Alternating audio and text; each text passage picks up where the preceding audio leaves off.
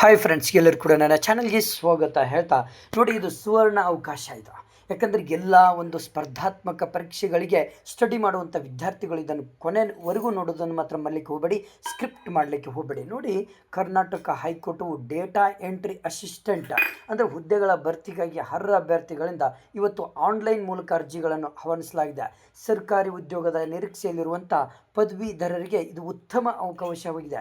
ಒಟ್ಟು 28 ಹುದ್ದೆಗಳ ಭರ್ತಿಗೆ ಅಧಿಸೂಚನೆ ಪ್ರಕಟಿಸಲಾಗಿದ್ದು, ಅಭ್ಯರ್ಥಿಗಳು ನಿಗದಿತ ಅವಧಿಯೊಳಗೆ ಅರ್ಜಿಯನ್ನು ಸಲ್ಲಿಸಬೇಕಾಗಿದೆ. ಬನ್ನಿ, ಹಾಗಾದರೆ ಸಂಪೂರ್ಣವಾದಂಥ ಮಾಹಿತಿಯನ್ನು ಕೊಡ್ತಾ ಹೋಗ್ತೇನೆ. ನೋಡಿ, ವಿದ್ಯಾರ್ಥಿಗಳು ಮಾನ್ಯತೆ ಪಡೆದ ವಿಶ್ವವಿದ್ಯಾಲಯದಿಂದ ಪದವಿ ಪಡೆದಿರಬೇಕಾಗುತ್ತೆ. ಕಂಪ್ಯೂಟರ್ ಜ್ಞಾನ, ಡೇಟಾ ಎಂಟ್ರಿ ಕೌಶಲ್ಯ ಹೊಂದಿರುವವರಿಗೆ ಆದ್ಯತೆ ನೀಡಲಾಗುತ್ತೆ.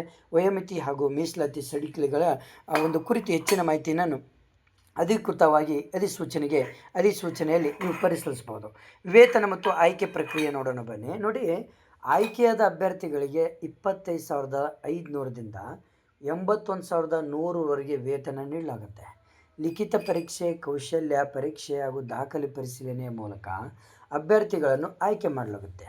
ಅಂತಿಮ ಆಯ್ಕೆ ಅರ್ಹತೆ ಮತ್ತು ಸಾಧನೆಯ ಆಧಾರದ ಮೇಲೆ ಇಲ್ಲಿ ಆಯ್ಕೆ ನಡೆಯುತ್ತೆ. ನೆಕ್ಸ್ಟು ಪ್ರಮುಖ ದಿನಾಂಕಗಳನ್ನು ನೋಡೋಣ. ಅರ್ಜಿ ಸಲ್ಲಿಕೆ ದಿನಾಂಕ 29 ಜೂನ್ 2026. ಅರ್ಜಿ ಸಲ್ಲಿಸಲು ಕೊನೆಯ ದಿನಾಂಕ 28 ಜುಲೈ 2026.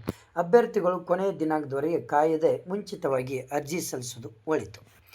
ನೆಕ್ಸ್ಟ್ ಇಲ್ಲಿ ಬಂದುಬಿಟ್ಟು ನಿಮಗೆ ಹೆಚ್ಚಿನ ಮಾಹಿತಿಗಾಗಿ ಏನಾದರೂ ಬೇಕಂದರೆ ಕರ್ನಾಟಕ ನ್ಯಾಯಾಂಗ ಇಲಾಖೆ ಅಧಿಕೃತ ವೆಬ್ಸೈಟ್ಗೆ, ಈ ಒಂದು ವೆಬ್ಸೈಟಿಗೆ ನೀವು ಭೇಟಿಯನ್ನು ನೀಡಿ ಆನ್ಲೈನ್ ಮೂಲಕ ಅರ್ಜಿ ಸಲ್ಲಿಸ್ಬೋದು. ಅರ್ಜಿ ಸಲ್ಲಿಸುವಂಥ ಮೊದಲು ಅಧಿಸೂಚನೆಯನ್ನು ಸಂಪೂರ್ಣವಾಗಿ ನೀವು ಓದ್ಕೊಳ್ಳಿ. ನಿಮ್ಮ ಫ್ರೆಂಡ್ಸಿಗೆ ಶೇರ್ ಮಾಡಿ, ಹಾಗೆ ನನ್ನ ಚಾನಲನ್ನು